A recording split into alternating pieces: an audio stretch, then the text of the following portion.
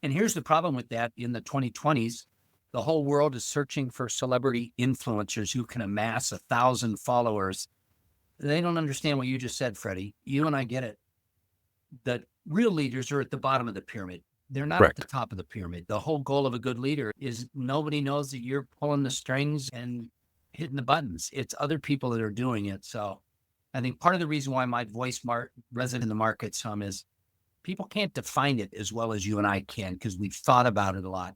But people can there's a scent in the wind when they're around a good leader and when they're around somebody that's not a good leader. And they know celebrity leadership, celebrity influence is not leadership. It's self-aggrandizement, if you would. So I think you and I will always have a voice because followers and emerging leaders don't want to work for that kind of person. They want to support somebody that recognizes they're at the bottom of the pyramid, not the. But I am the world's biggest super fan. You're like a super fan. Welcome to the Business Superfans Podcast. We will discuss how establishing business superfans from customers, employees, and business partners can elevate your success exponentially. Learn why these advocates are a key factor to achieving excellence in the world of commerce.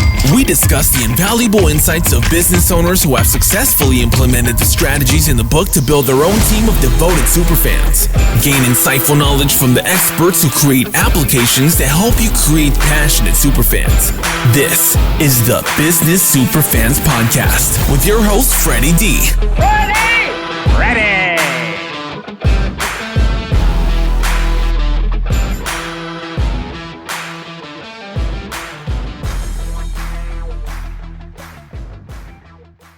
Joining us today is Dr.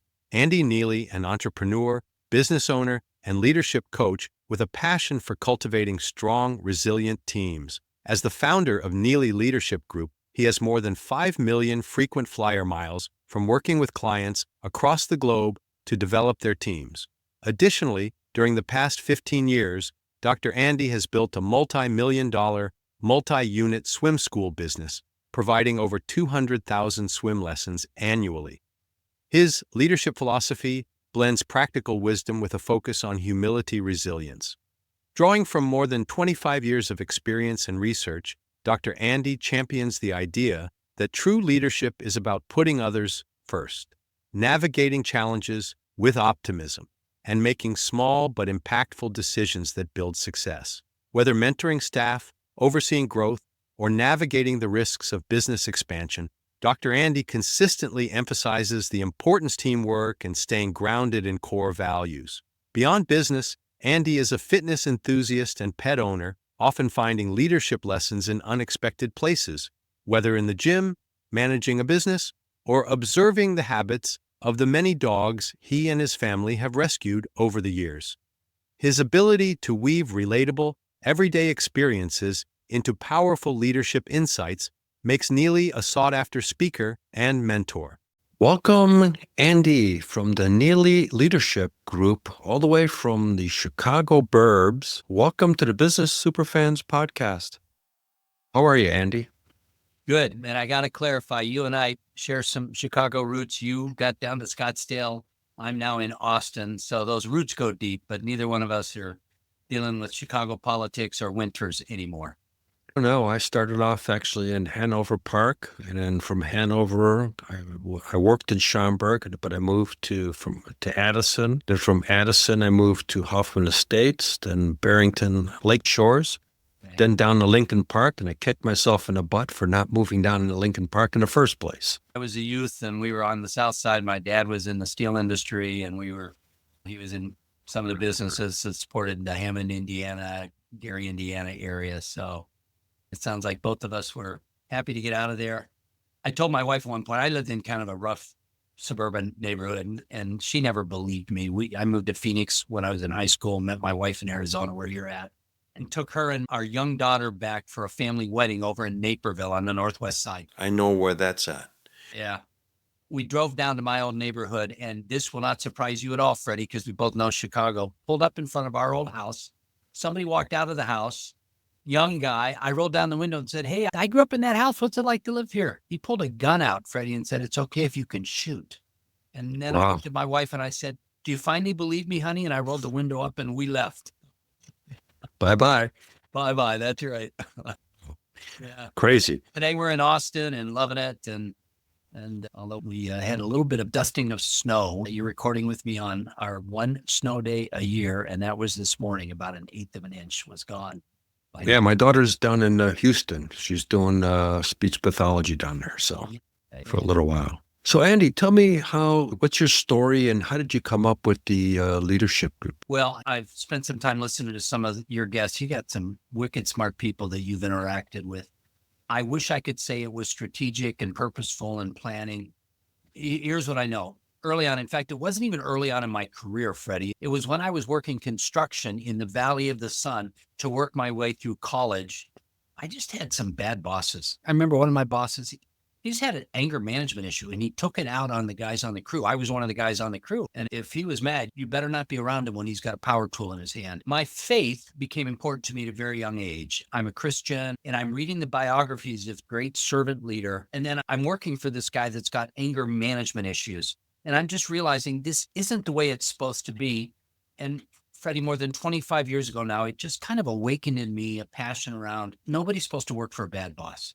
What makes somebody a good boss? And really, that's been my journey for 5 million frequent flyer miles over the last 25 years, circling the globe, working with leadership teams in technology and finance and doing workshops and training and some keynotes and coaching and working with some of the best leadership teams for small businesses and Fortune 500s, and just realizing leadership is different than management. It's not in opposition to management, but it's different than management.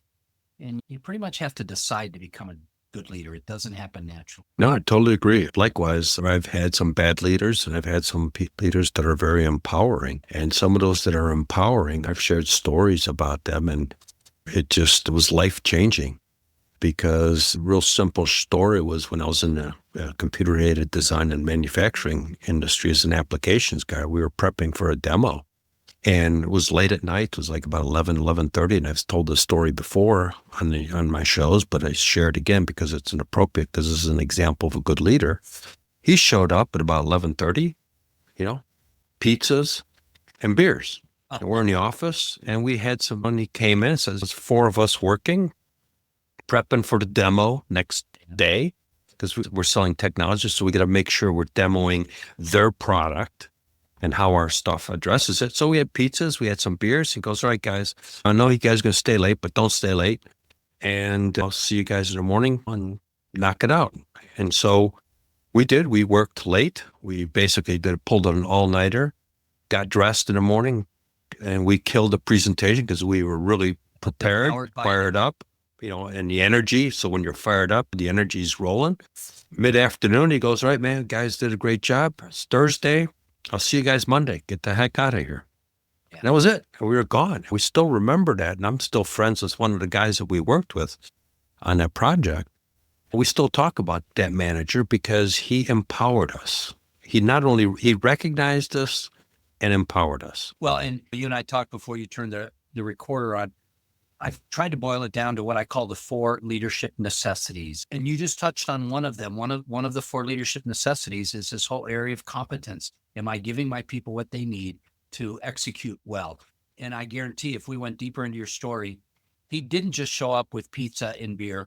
He'd been showing up for a long time, making sure you had what you need to be successful. So he had the confidence in you that he knew you were going to do a good job. There's a difference between delegation and abdication. And this guy delegated responsibility to you because he knew you were going to do a good job. That's that area of, if I'm a good leader, I'm making my people more and more competent underneath me. I'm giving them the tools they need to execute. No, absolutely. My perception on a good leader is really you work for your team, not the other way around. It's not your team works for you. You work for your team to make them successful.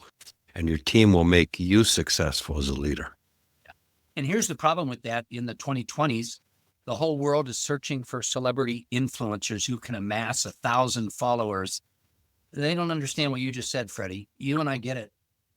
The real leaders are at the bottom of the pyramid. They're not Correct. at the top of the pyramid. The whole goal of a good leader is nobody knows that you're pulling the strings and hitting the buttons. It's other people that are doing it. So I think part of the reason why my voice resonates in the market some is people can't define it as well as you and I can because we've thought about it a lot.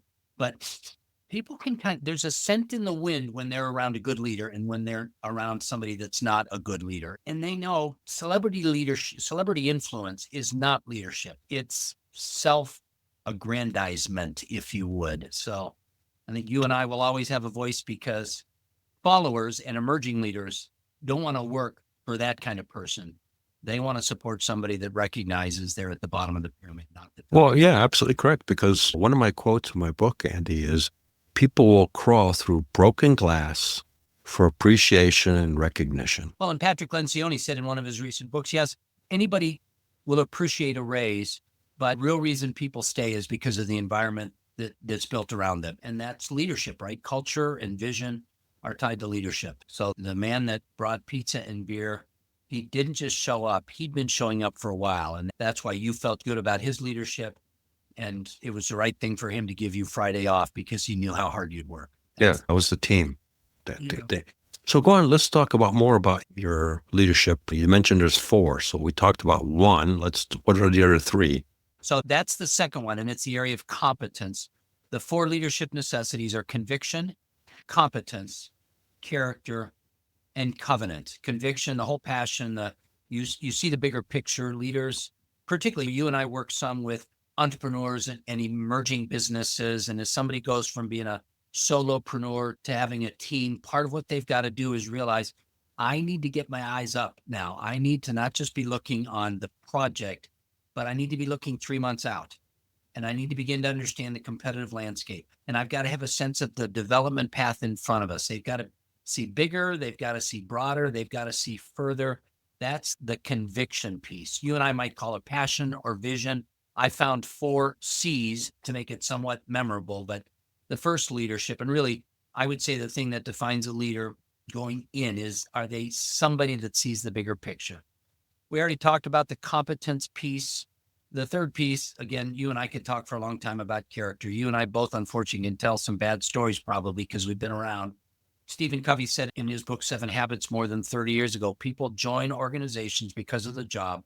They leave because of their boss. Yeah, Are you absolutely fair-minded? correct. Are you other-oriented? Are you self-sacrificing? Are you honest? These character traits, in some respects, if vision is what opens the door to leadership, character is what leaves a lasting legacy in leadership. You'll never be a better leader than you are a person. And then the last one, Freddie, I struggled with identifying what I was seeing. If you go back and listen to some of my old stuff from 5 years ago, I was calling it consistency because that was another C word. For a while, I called it alignment, communication, consistent communication. And then I realized what it is. It's really a reflection of the word covenant. Now, covenant is kind of an old-fashioned word, although Guy Ritchie did a pretty good movie, a pretty brutal Guy Ritchie movie about 3 years ago called Covenant. There's a beautiful movie. Here's what a covenant is. I live in the state of Texas today, and when a couple wants to get married, obviously there's a romantic love and affection and sickness and in health and richness and in poorness, forever and ever, amen. The whole, we love each other, we're giddy about it. What people fail to realize, if you get married in the state of Texas, there's also a formal document that's signed by a legal officiant and recorded with the county clerk. There is both a personal side and a formal side. When I realized that's what I see good leaders do, they drive to execute on the project. They're in charge of a team that's got to deliver a certain sales quota or finish up an agile sprint on some software code or whatever it is. They're in charge. They're driven to fulfill the formal obligation of their leadership responsibility. And then, Freddie, you find out, and that boss just gave her an extra 3 weeks off that went beyond the HR policy for PTO because her spouse is struggling with cancer right now. And it was just the right thing to do. And they made it happen. It was a personal investment because that was the right thing to do. And finally, I realized that's what I'm seeing in these people that are emerging as high-performing leaders. They manage the tension of firm expectations and performance criteria with the personal side of leading well. Covenant is probably the word that captures that. So conviction, competence, character, and covenant. In my mind, nothing new under leadership since Jesus and Marcus Aurelius. If you're working on those 4 areas, Freddie, at some level, you can say, I'm not just a manager, I'm working to become a high-performing leader.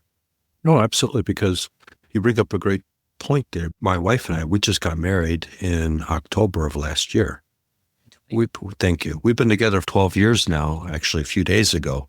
We had planned on going on a long honeymoon. I've been talking to her about Australia since I met her. So we planned a pretty big trip, and then we went back to the company and they said, whoa, that's a big request.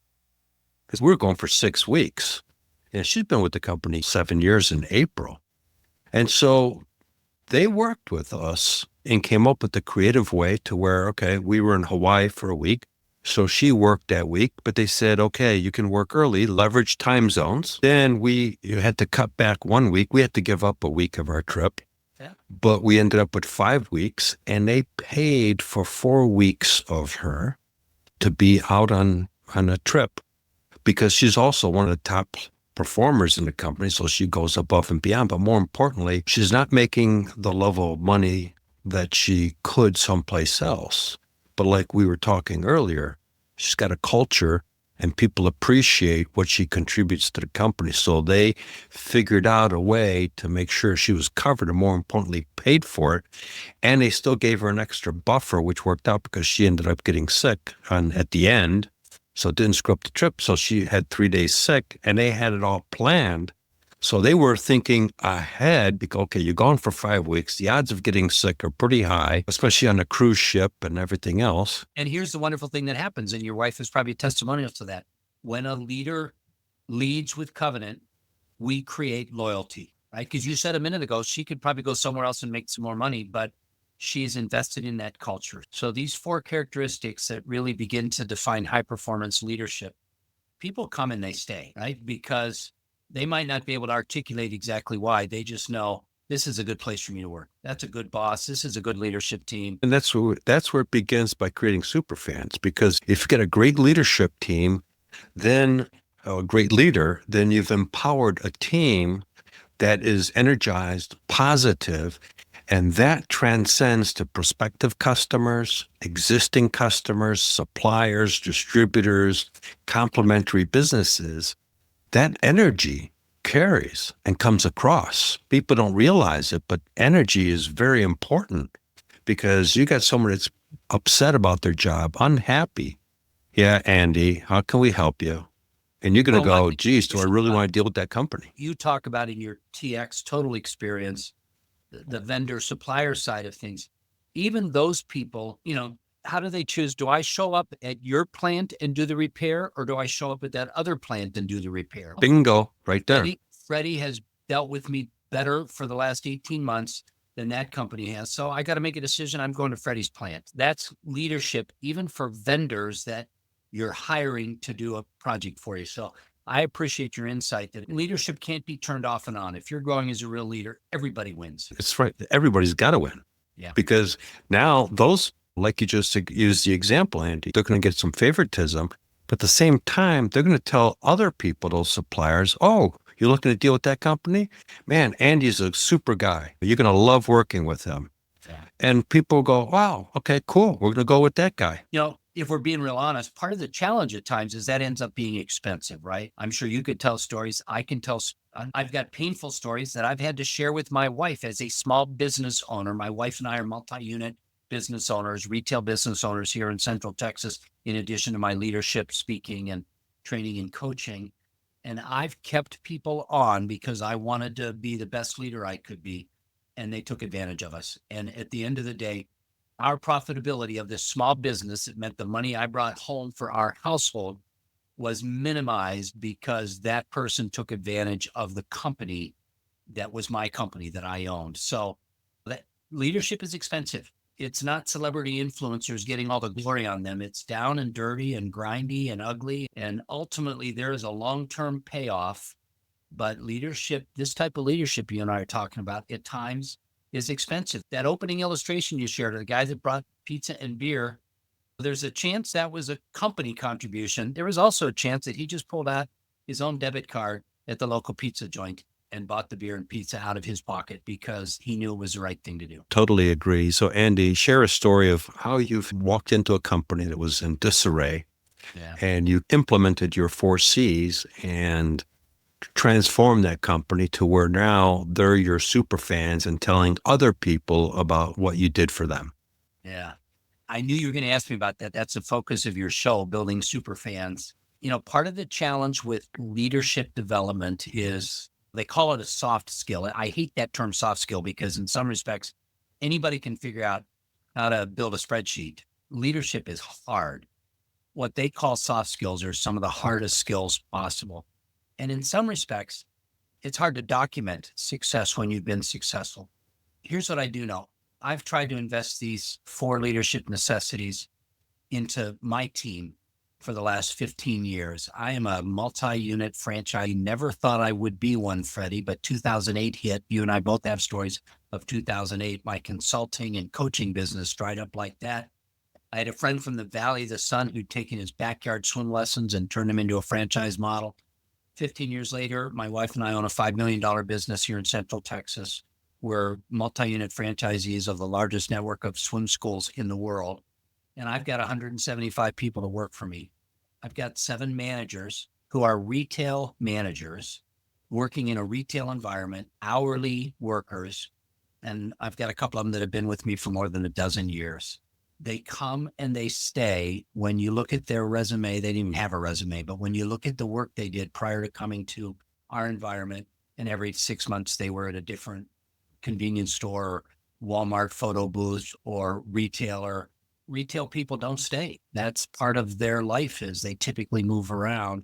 And I've got some people that have been with me since almost the very beginning. So I know these principles work.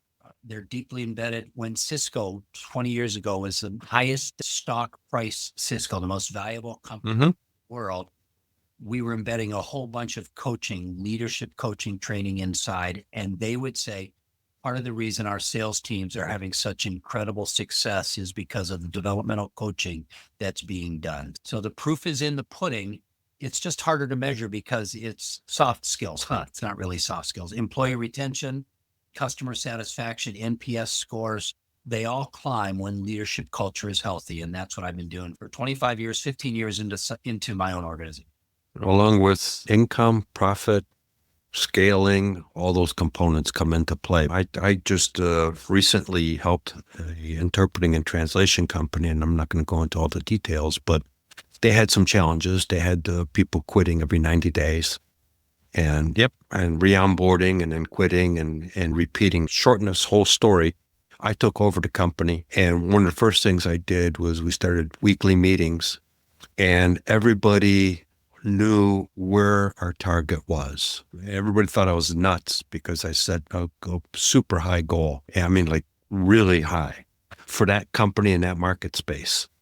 But every Monday morning we got together. This was the goal. What were the issues? What was not happening? And everybody started to get into the same rowboat. When like in Lincoln Park or in Chicago where they're doing the row ring races, you got the 4 people in the boat and everybody's got to be in synchronization. Otherwise, you're not going to anywhere really fast. We started to see some changes and then we hit some milestones. And so we started celebrating and we started bringing in pizzas in for lunch and we're celebrating a success. It really started to get everybody going. And we grew that business by $1 million in a year. And position it for acquisition. It's been acquired since then. So I totally understand what you're talking about. I think a lot of leaders don't do share revenue goals. It's a secret how much money we're making. It's a secret to what our goals are. No, I share the bottom line with people. Hey, we're negative net income. This is what we got to do. So I don't want to lose anybody. What can we do to change that? Yeah. Well, and the interesting thing is if you told me 15 years ago, I'd be having these same discussions with $17 an hour retail workers that I've had at Cisco with $350,000 sales execs. But you're right. They get it. When I go into one of my well-functioning retail establishments, the front desk people who are high school and college age, they have a whiteboard behind the desk showing them what their enrollment goals are, what their revenue goals are for the month and where they are to date. My managers do that well when I've got healthy managers. And so everybody gets on board. You're exactly right. People want to know they're making a difference, right? That's really it. Because if everybody knows, one, what the goal is, you have a much better chance of hitting that goal when everybody's part of it. However, some don't care. Jim Collins in his book Good to Great said, get the right people on the bus, get the wrong people off the bus. That's what you and I are talking about. Because the truth of the matter is, there are some people that show up into that environment and they don't want to be held that accountable. They don't want to show up for their shift and know that, hey, our goal for the rest of the day is this much in retail sales. They don't really care. If you're building the kind of culture that is a high performing culture, those people just aren't going to stay around long. They're either going to self-select out, or you and the rest of your team is going to say they're not in that boat rowing the same direction as the rest of us. And they're actually polluting the team, because you've got one person is starting to do negative talk and all that stuff, and it spreads. Row in the other direction. Exactly. So these 4 leadership necessities, Freddie, I didn't really create them. I tried to capture a simple model of what I was observing top performers doing. People that were not just managers, people that other people were saying, man, I'm glad to follow that gal. I'm happy to follow that guy. I just tried to put some language around it. As I said 10 minutes ago, I really don't think there's anything new in leadership. You get past Jesus, you get past Alexander the Great, Marcus Aurelius. There's really nothing new in leadership in the last 2,000 years. But how do we articulate that? And so for a certain mindset of small business owners and divisional leaders inside companies that I've worked with, the 4 leadership necessities becomes an easy taxonomy. You come out of a computer world. You guys have computer languages. This would be an easy taxonomy of leadership: conviction, competence, character, and covenant. You get those right, you're probably becoming a high-performing leader. Oh, absolutely. And you've got a team behind you, because there's a video, and you may have seen it. It's on YouTube. There's a guy that's dancing on the hell at a concert, and everybody thinks he's nuts. He's by himself. He's dancing away, and everybody's just looking at him sitting on blankets. It's pretty impressive video, because it teaches you about leadership. He's by himself. Finally, he gets a second guy that comes along, and now there's 2 of them dancing away like a bunch of bozos.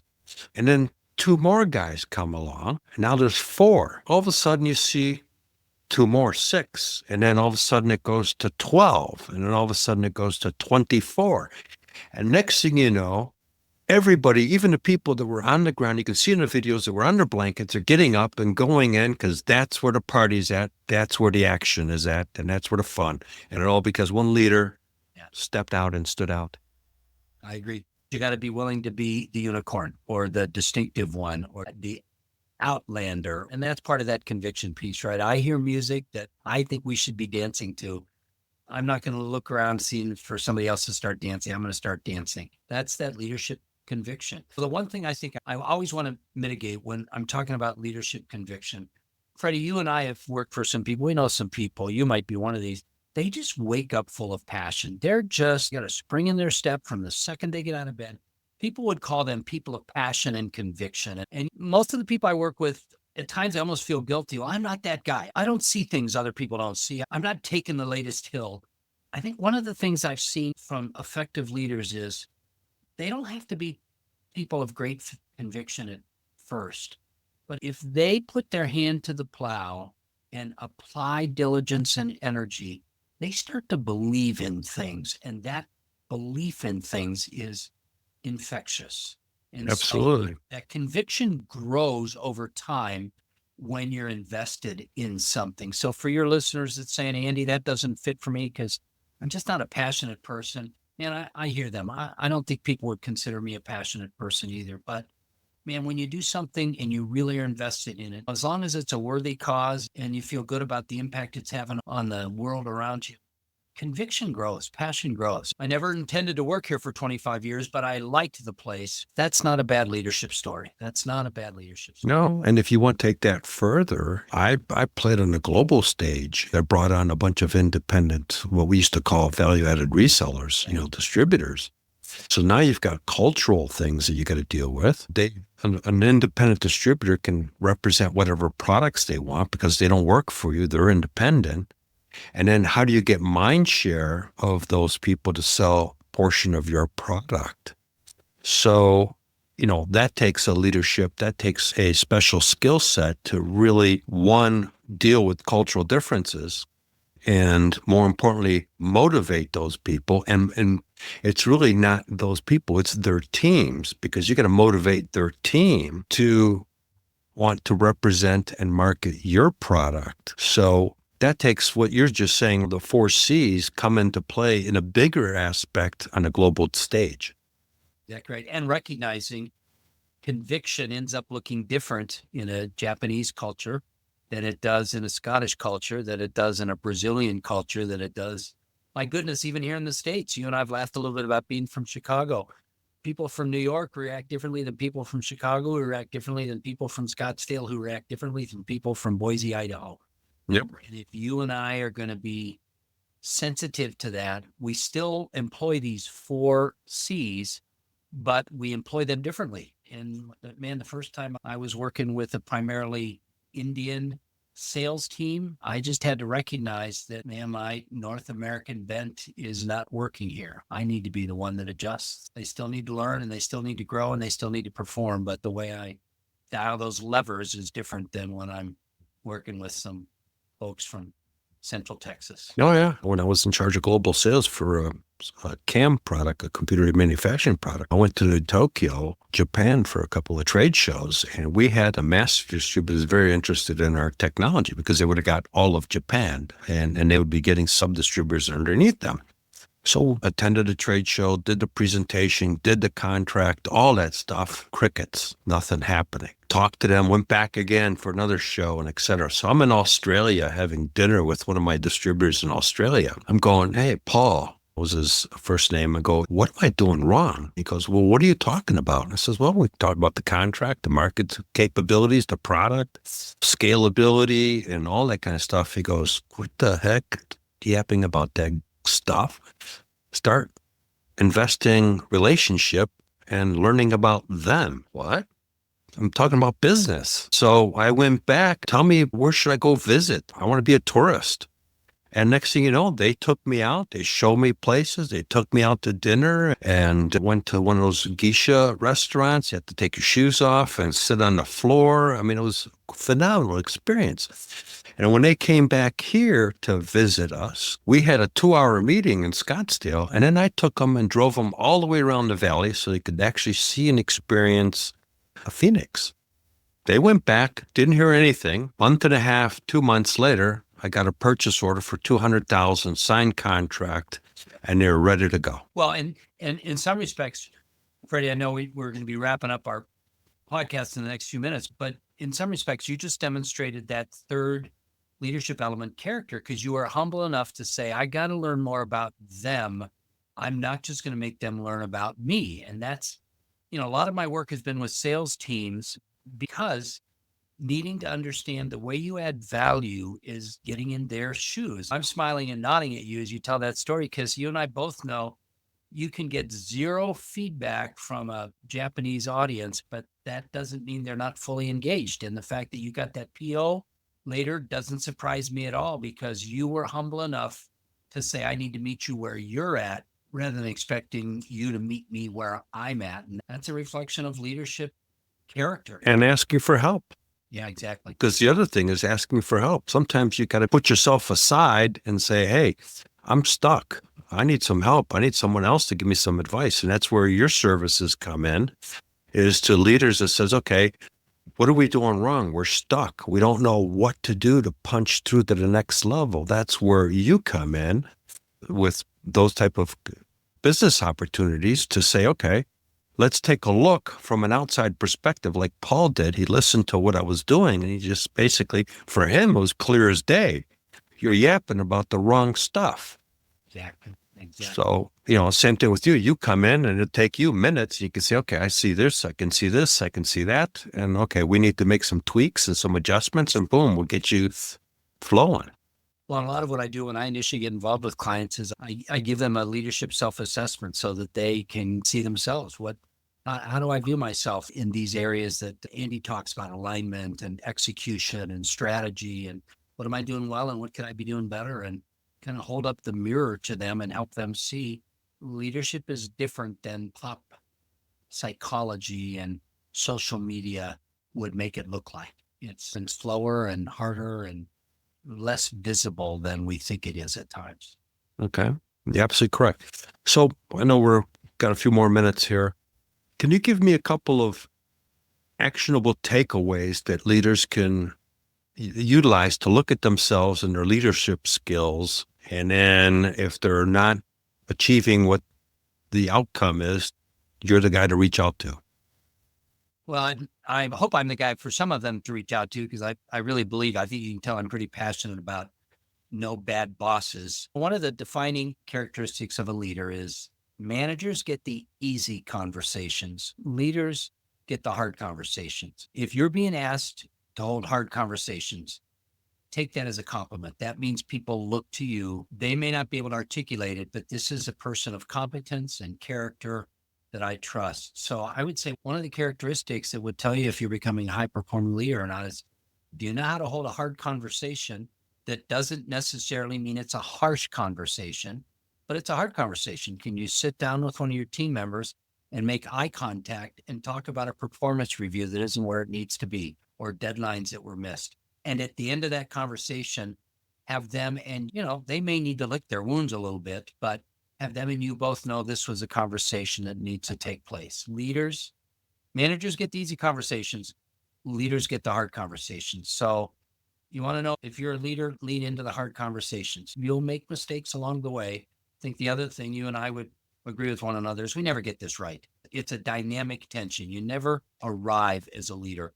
You're always working on it. But I think one of the defining characteristics is leaders, are you leaning into the hard conversations with your teams, with your vendors, with your customers and clientele? If you're doing that, you're demonstrating some leadership chops. And that will most likely result in some super fans, because sometimes people will need that to have that conversation. And all of a sudden they'll have time to reflect and go, you know what? I needed that. I needed that talk. Talk to me that way. Yeah. Exactly. Yeah. So, Andy, how can people find you? Well, Neillie Leadership, Neillie leadership.com is my website. I've got a bunch of resources there. And if somebody wants to reach out, I've got a link at the top of my website. We can jump on a quick Zoom call and visit about what they're trying to accomplish. You and I also talked about, I've got a little ebook called The 3 Imperative Leadership Conversations: how to hold a hard conversation, how to have a developmental coaching conversation, how to engage in the 3-fold affirmation conversation. Every leader needs to recognize their job is to be that enabler, that encourager that you talked about 20 minutes ago. So it's a little ebook with some definitions, some best practices, some worksheet templates, and they can get that ebook at leadershipmaterials.com. Very simple and straightforward, just leadershipmaterials.com. And so there's a couple of resources that I'd love to make available to leaders and emerging leaders. Yeah, we'll put that in the show notes to make it easy for people also to be able to get. Good. So I appreciate your time. Great conversation on the show. I'm sure we probably could talk for several hours on this stuff. I think so. I have a sense that while I may have articulated this 4 leadership necessities, I got somebody who's been thinking about how to lead teams well for a long time. So maybe we do this again a few months from now. Oh, definitely. Would love to have you on the show down the road. This is a conversation that needs to be talked about, because there's a lot of upcoming leaders. And if we can influence upcoming leaders to go down the right path and shortcut so they don't have to make all the mistakes, then we've done our job. Yeah, exactly right. Well, my pleasure, Freddie, doing a good job. I've enjoyed some of the podcasts of yours that I've been able to listen to, and thanks for the honor of having me on with your listeners. Well, it was a pleasure, Andy. Thanks. Take care. Okay. Thank you for joining us for another episode of the Business Superfans podcast. If you found today's conversation valuable, don't forget to hit that subscribe button, leave us a review, and share this episode with someone who could use these powerful insights to level up their business. Remember, creating business superfans isn't just about your customers. It's about fostering genuine, impactful connections across your entire business ecosystem. When you invest in those relationships, success doesn't just happen, it accelerates. Until next time, I'm your host, Freddy D. Let's keep building superfans, creating unstoppable momentum, and driving your business toward extraordinary success. See you in the next episode.